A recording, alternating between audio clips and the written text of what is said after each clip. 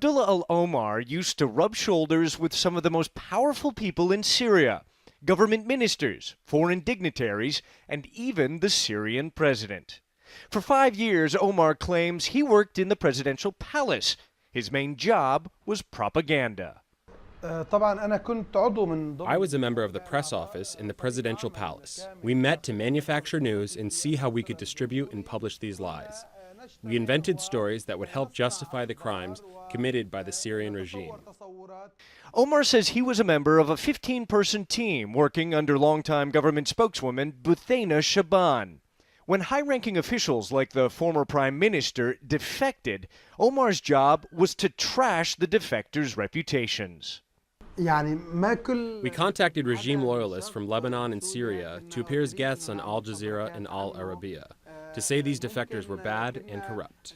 But now Omar is one of those defectors, and he's offering details, impossible for CNN to independently verify, about how the Syrian president has coped with the uprising. How did Bashar al-Assad's behavior change over the last year and a half? He seemed worried all day long. We rarely saw him smiling. He paced up and down the corridors and stared out the windows at Damascus, and he was always anxious and tense. One day I saw him kick a table, and he was cursing and swearing against the Syrian people.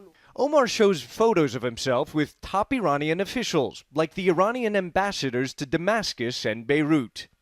Were the Iranians meeting with Bashar al-Assad frequently? Almost daily, he tells me, 4 and 5 times a week. Omar says the biggest crisis came in July after a bombing killed this man, presidential security advisor Hassan Turkmani, as well as 3 other top security officials. He says the bombing also seriously wounded Assad's brother Maher, a military commander who hasn't been seen in public in months. 2 days after he returned from medical treatment in Russia, Maher al-Assad came to the presidential palace. He had lost his left leg in the bombing and also the use of his left arm.